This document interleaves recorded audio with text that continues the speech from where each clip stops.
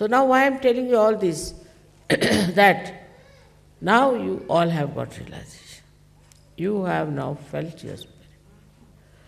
And you have entered into the kingdom of God, no doubt. But now you must understand that this power that you have, what it does to you, what it creates it. The most important thing is, by this power, you become thoughtlessly aware. That is, you come in the present. To achieve the present is an impossible task.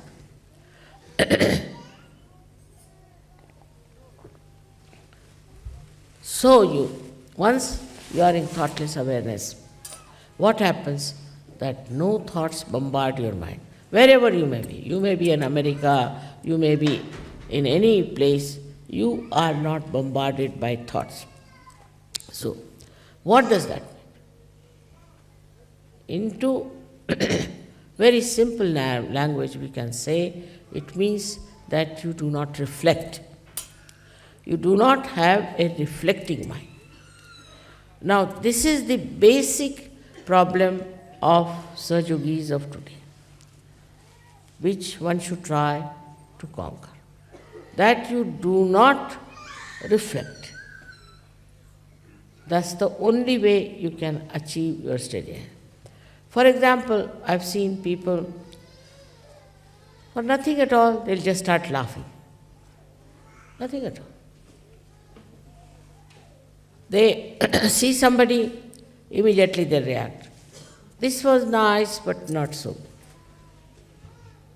They start giving their opinions, especially in the West, about everything. Everybody seems to be very knowledgeable, and start telling what is best, what is not the best, what is not good. And once they start saying something like that, mind becomes reflective. If the mind is not reflective, then you are thoughtless awareness.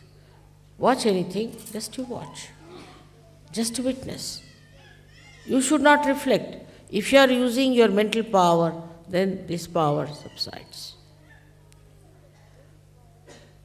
This is a very common defect with people, because I think you people are more intelligent, you think maybe, I think you are well educated, might be, I don't know, whatever you think.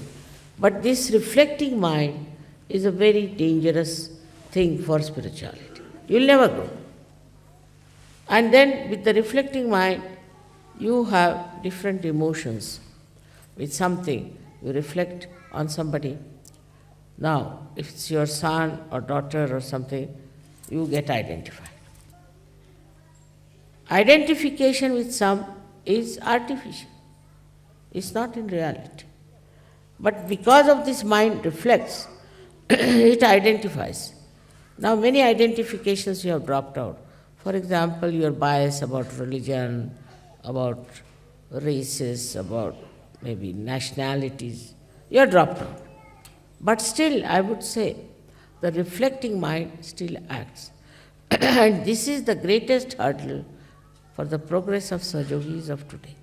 I've been thinking, why is it the reflecting mind is so active in Sahaja Yogis of today? If you could stop reflecting, immediately you establish yourself in the ocean of peace. You watch something, just watch. There's no ripple of thought in your mind. Then you become extremely creative. You become extremely dynamic. You become extremely compassionate. You have no fear. Some people think if you are compassionate, you see this man might lynch me. You have no fear. All virtues that you have to enjoy, you can only enjoy when you do not reflect. That means that you leave everything to the divine. You have not in charge. You don't see that you have to be reflecting on something. This is the greatest power you have got, is not to reflect, not to look at somebody with that kind of. I have seen this is still there, lingering. Perhaps I never told you about it. Maybe one of the reasons. I don't say that it's only your fault, but maybe mine, because I couldn't find what was exactly wrong. That is the reflection that you have about others. Now, I told you have introspection. For introspection, also it can be reflection. But that at least gives you idea as to where you are. But with that, psychologically you can become extremely depressed, you can condemn yourself. Then you may not understand yourself as a personality that you are. And you'll go on sort of losing your vibrations, losing your power. Because you are not control of yourself. So introspection also, if it brings about depression and demeaning of your personality, best is not to introspect also. Because all these mental activities I've seen create problems. But in a state where you are thoughtlessly aware, introspection comes to you automatically. You see it automatically. You understand it automatically. You do not think about it. It just comes to you. The whole picture comes to you and you are at peace with yourself. You are never in turmoil, never in trouble. Then you don't get angry, then you do not argue, then you do not discuss, but you become as if dropped into the ocean of awareness. And you don't have to worry as to solve something. When you are reflecting, then you find that this power works.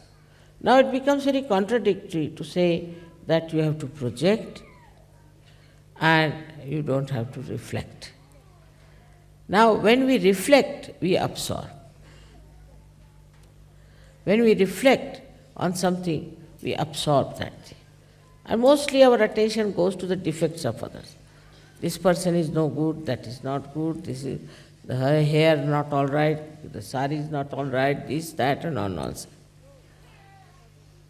So what are we doing? We are absorbing all the bad things also. Now when you start admiration of something, then what happens? That you may not get the bad things, but at least you are on a better line. But still, the admiration in thoughtless awareness is really very deep. I saw this in the eyes of this great scientist. Absolutely, he was just one with me, and his eyes were like an ocean of peace. He was just looking at me. And for quite some time. And then he came to his thoughts and he told me that this is what we can do with your photograph. So the depth in you will only come when you do not reflect. But it's very common with human beings, especially in the West. This carpet is no good, that is no good, this smell is coming, that is there. Always trying to judge others. Judge other things, which is important.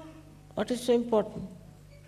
If you are sitting in the garden of heavens, what does it matter where you are sitting, what you are doing? This reflection sets in waves of thoughts in our mind. I have already once described it by drawing, how the energy that falls on the right side goes to the left side, and the falls on the left goes to the right, crosses over because of two types of cells we have. Then out of this energy that goes to the right, the energy that goes to the left, it is sucked in partly into the sympathetic. Now whatever is left out is the one that reflects. That is the way it goes on reflecting. Now if you can suck in all that energy and put it on our sympathetic, then all our energies will be thousandfold much more. Will not be tired, will not be unhappy, will be able to stand lots of nonsense. But will not call it a nonsense, will not think it's a bad thing, so it has no effect on us. This quality we have to develop.